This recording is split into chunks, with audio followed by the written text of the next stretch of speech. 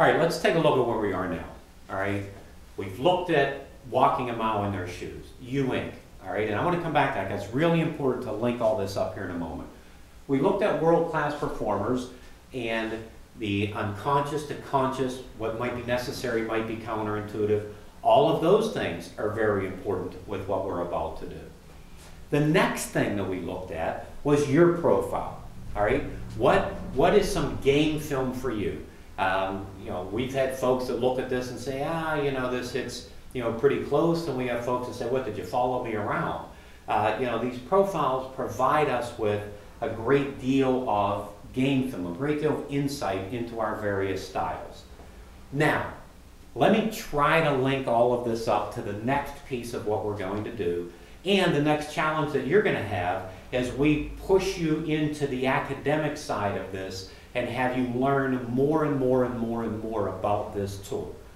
Frankly, we believe that for you, as it has been for our business, okay, it has been an enormously valuable tool for us, is not only can you apply this for you and your skills and how you deal with your tendencies and you can get better, so it's going to be helpful to you in your now independent consultancy.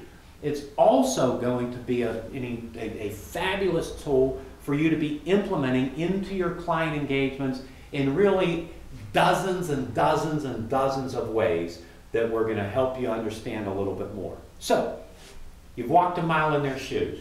You understand what sets world-class performers apart. You have a little game film about yourself. Here's one of the key elements that I need for you to really, really understand. And I wish I had understood this earlier in my sales career, and frankly, earlier in the development of my consulting practice. And that is this. Buying and selling is stressful. Buying and selling is stressful. Selling is stressful, let's be honest, because we need to eat.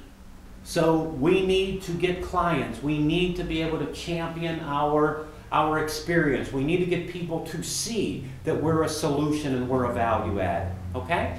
Well, buying, accepting you is stressful. Two reasons. One, I'm about to pay you money, so that's stressful. And number two, what if you don't deliver? What if it hurts my organization more? Now, so there's unknowns. So buying and selling is stressful. And let me point out to you why we took you through the You Incorporated, okay?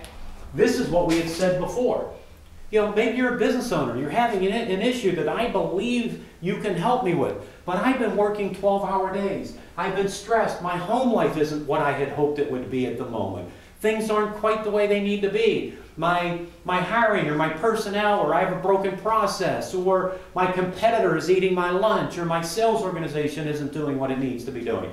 I'm under a great deal of pressure, so here's my conundrum. I know I need you. I know that I can't afford you 100%, but I need your experience and your information, and I need that knowledge capital and that excellence, and I need that execution that you've done in your career. I need the 3 X's that you're bringing to the table.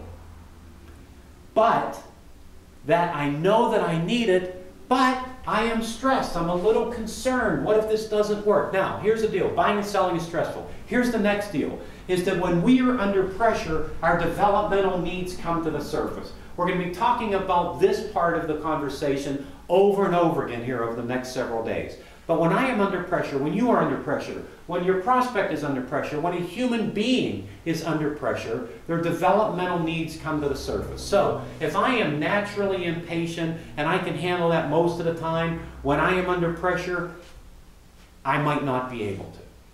It's our job to be able to manage that situation, not the person we're trying to get to hire us.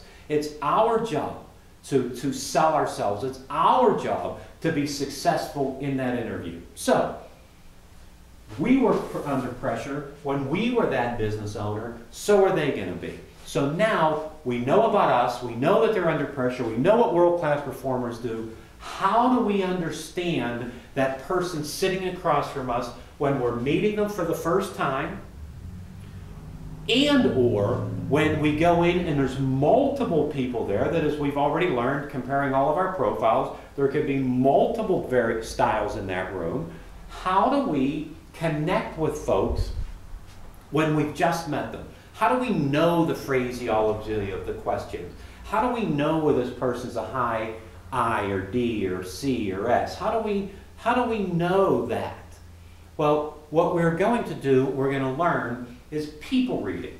You're going to be asked to be going through all of your materials now to understand this in a far deeper way, but we're going to be going through people reading. We're going to be looking at how do we determine what somebody's style is very quickly and be able to adapt our communication appropriately.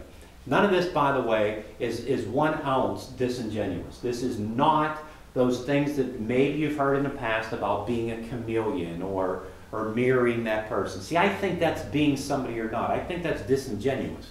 What we're talking about is not being disingenuous, not changing who we are and what we do. What we're talking about here is developing a deeper set of communication skills so we can adapt our message so it can be better heard and understood. And let's be honest, what's more important, what is said or what is heard and understood?